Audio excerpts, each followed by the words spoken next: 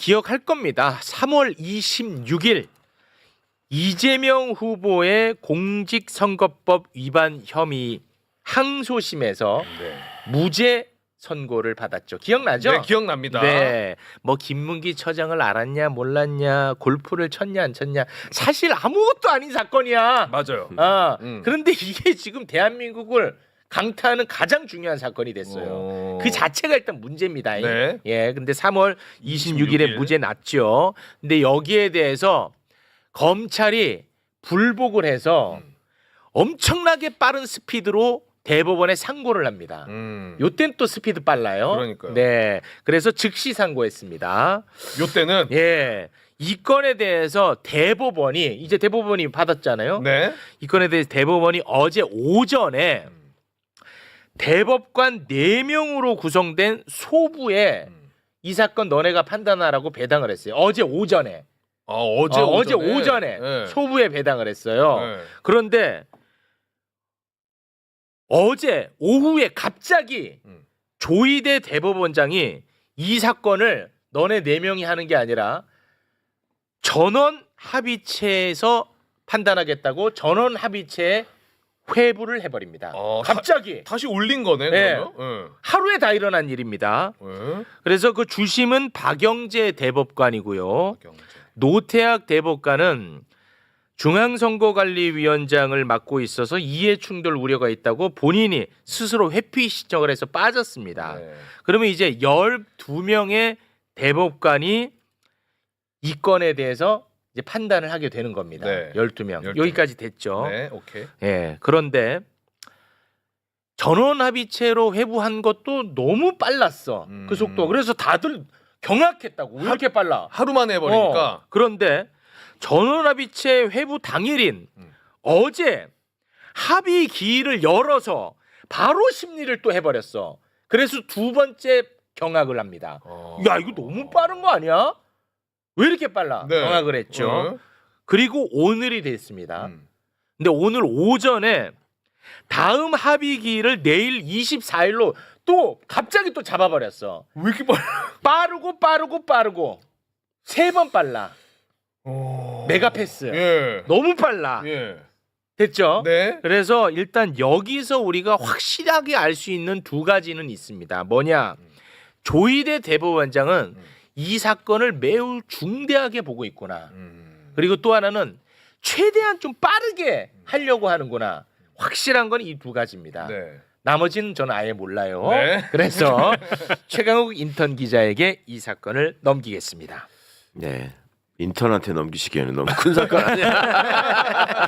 내용은 사실 수습한테 맡겨야 돼. 내용은. 너무 잘 정리를 해주셔서 그러니까 굉장히 이례적인 일들이 지금 연속되고 있습니다. 제가 얼마 전에 이 상고심에서 뭐 이거를 뒤엎거나 6월 3일 안에 무슨 사고를 치는 건 불가능하다라는 얘기를 말씀을 드리면서 그랬죠. 항소 기록이 상고심 법원으로 넘어가는 데만도 한 달이 넘게 걸린다. 맞아. 통상. 근데 그것도 샥 넘어갔어요. 일주일 만에. 와, 네. 너무 빨랐죠. 그것도 저는 제가 나름대로 법률가라는 타이틀을 하고 산 지가 30년인데 처음 보는 일이에요. 전부 다.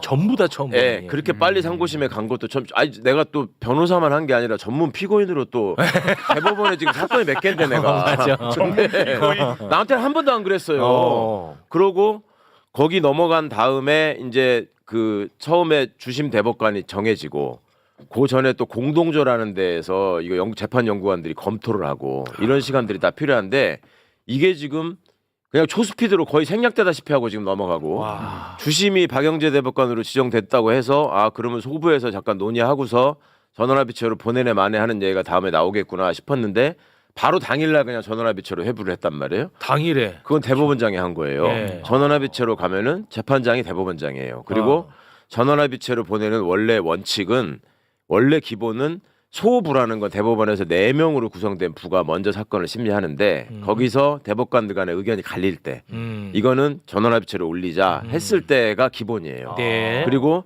되게 이거는 사회적으로 중요한 사건이다. 그러니 전원합의체로 올리자 이렇게 할 수 있고 그다음에 세 번째로 대법원장이 이거는 전원합의체로 올리세요.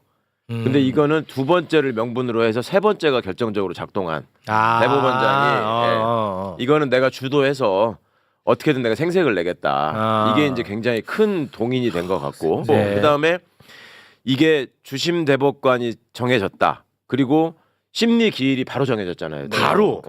이것도 처음 봤어요. 근데 어. 제가 내가 변호사를 허름하게 해서 처음 본 건가 하고 내가 후배 변호사한테 물어봤어. 네. 넌 이거 본 적 있냐? 심리 기일 정해가지고 그 자기가 소송의 당사자가 되면 법원에다가 자기 사건 번호를 이렇게 넣고 치면은 그 일정이 나오고 검색을 할 수 있습니다. 네. 뭐가 어떻게 돼? 근데 대법원은 그게 자세하게 안 나와요. 그냥 사건이 접수됐다.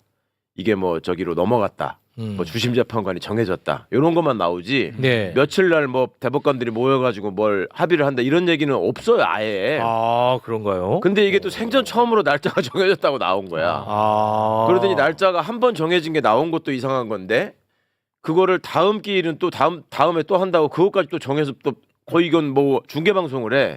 아 원래 그 대법의 일정이 이렇게까지 중계된 적이 거의 없군요. 한 번도 못 아 봤다니까요. 못 봤어. 네. 아 그래. 한번 찾아보세요. 검색이라도 해보면 대법원에서 야. 지금 심리기를 며칠로 정했다고 알려졌다 이런 게 나오는지 없다니까. 이게 뭔가 그 대선에 영향을 끼치려고 하나 보네. 그러니까 첫 번째로 가장 저기 제가 의심하는 거는 조희대 대법관이 헌재한테 현저하게 밀린 대법원의 위상을 걱정하는구나. 그리고 아, 존재감. 예, 존재감 플러스 지금 신뢰감이 확 떨어져 지규현 때문에. 아 지기현. 예, 네. 지규현이 큰일을 한 거야. 네. 그러니까 대법원 입장에서 아 이러다가 헌재 밑으로 들어가겠다 우리가. 원래 원조인 독일에서는 헌법재판소 밑이야.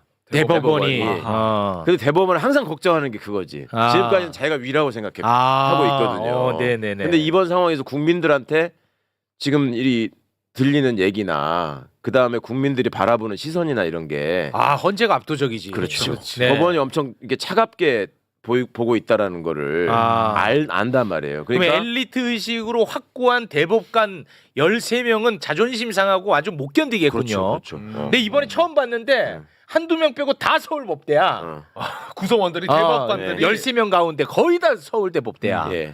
그러니까 뭐 원래 우리가 더 세고 국민들이 우리한테 더 집중을 하고 긴장을 해야 되는데 헌재가 지금 초긴장 상태 이후에 국민들로부터 막 박수를 받는 이런 모습이 네. 분명히 불편했을 거예요. 아. 그리고 또 하나가 헌재는 어쨌거나 헌정 질서를 수호하고 저 반란 내란 우두머리를 파면을 했는데 대법원은 그동안에 뭐 했어요? 대법원 한번 기억해 보세요. 이 계엄 이후에 한 거라고는 자지 않았나? 서부지법 때려부셨을 때 법원 행정처장이 거기 가가지고 이거는 저 사법 질서에 대한 도전이고 뭐 이렇게 얘기한 적밖에 없어요. 내란 개헌- 관련해서도 입장 안 내놨어요. 안 냈다고요. 네. 그냥 대법원장이 아무 소리 안 했어요. 조희대가 나섰어야지. 그래서 제가 지난 맞아. 계엄 다음 날 진짜 나쁜 놈이라고 내가 예. 거의 욕을 했는데 맞아요. 계속 하셨어. 한 지적을. 번도 사법부 수장으로서 제대로 된 헌정질서 수호의 역할을 보여준 적이 없어요. 정확합니다. 그러니까 국민들이 그거를 느낌으로 다 아시는데 네. 근데 이 상황에서 나름 자기가 대법원장인데 또 뱉어놓은 얘기가 있어. 선거법 재판은 빨리 진행해가지고 법정 시한 안에 끝내라. 그게 대법원장의 일종의 지침처럼 네, 얘기해놓은 게 있단 말이에요. 6개월, 3개월, 3개월. 예, 예. 그러니까 자기가 뭔가 이거를 내가 내 뱉은 말을 이행하고 있다라는 거를 본인을 시켜준 세력에다가 생색을 낼 필요도 있고 그다음에 법원 내부 구성원들에게 우리가 주목받을 기회를 내가 만들어서 당신들의 위상을 내가 지키는 모양이라도 보여야 되는 거지 대법원장이. 왜냐하면 법원 내부 구성원들도 어떻게 이 정면으로 헌법을 파괴하는 상황이 생겼는데 사법부 수장이 한 마디도 안 하냐. 이 불만이 있어요 지금 현실적으로. 판사들이 말을 안 해서 그렇지. 아, 그래요? 개별적으로 얘기를 해보면 나 진짜 대법원장 이럴 줄 몰랐다 이런 얘기 많이 하거든. 네. 그걸 나도 하는데 자기가 안 듣고 있을 리가 없거든요. 그러니까 이런 식으로 자꾸 이렇게 어찌 보면 무리를 하는 건데 네. 이런 쇼잉 이 되게 필요한 시기라고 판단을 한 것 같고 그런데 제 말씀의 결론은 그렇다고 해서 이 사람의 항소심의 그 결론을 뒤집고 대선 이전에 대선에 영향을 미치기 위해서 가장 유력 후보를 날려버리는 결정을 네. 특정 세력과 결탁해서 감행한다. 네. 그럴 가능성은 없다. 왜죠, 그렇게 그거는? 봅니다. 이거는 일단 항소심 판결이 너무 완벽하게 잘 돼 있어요. 네. 그걸 뒤집는다는 게 대법원 입장에서 굉장히 어려워요. 네. 대법원은 사실관계를 엎을 수는 없어요. 법률 적용을 항소심이 잘못했다라고 얘기를 해야 되고 근데 항소심이 법률 적용을 잘못하고 말 게 없어요. 그리고 항소심이 법률 적용을 명확하게 잘못한 게 없다고 할 때 대법원이 쓰는 방식이 뭐냐면 증거 채택을 잘못했다. 그걸 체증법칙 위반이라고 하거든. 네. 그러니까 이 증거가 이런 증거가 있었는데 이거는 무시하고 네 결론에 유리한 증거만 했기 때문에 이건 다시 봐야 된다. 이런 식으로 깨는 경우는 있어요. 네. 근데 이번에 그 판결문 굉장히 길게 쓴 거 우리도 한번 설명하고 쭉 보셔서 네. 알겠지만 일일이 그거를 막 해부를 해가지고 맞아. 얘기했잖아요. 문장별로 잘라가지고 네. 단어별로 얘기하고 막 했잖아요. 맞습니다. 그게 네.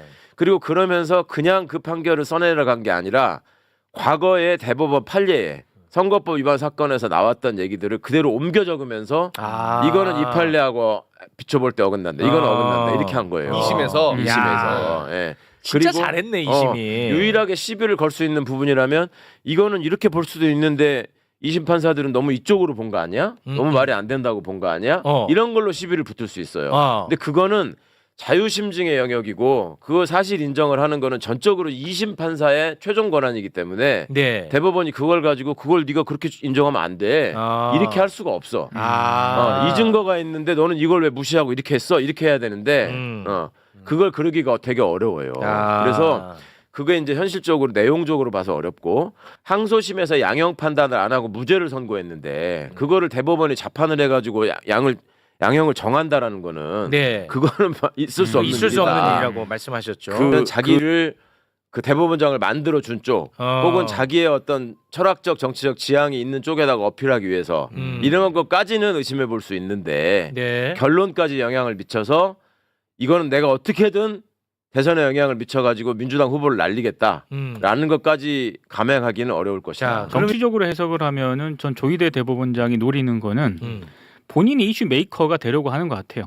그건 있죠, 확실히. 네, 확실하게 존재감을 드러내면서 네. 일종의 대선 과정에서 이 문제가 의제화될 수 있는 지금 토대는 지금 닦아놨거든요. 네. 지금 언론들이 다 이 문제에 주목을 하고 있고 네. 정치권도 난리지 않습니까? 그렇습니다. 한동안 이 얘기 계속 할 것 같고요. 그리고 저는 굉장히 좀 못된 생각을 하고 있다라고 한다면 사법 개혁에 대한 어떤 그런 그 자그마한 저항, 그러니까 존재감을 드러냄으로써 당장 대선 기간에 이게 분출이 될 것으로 보이는 사법 개혁, 그러니까 검찰 개혁 분위기는 이미 굉장히 올라왔잖아요. 그렇습니다. 근데 사법부 개혁도 해야 된다는 의견도 분명히 있었거든요. 너네 함부로 건드리지 마라. 그러니까 우리 함부로 당분간은 건드리지 마라라는 그런 의도도 좀 깔려 있다라고 저는 봐요.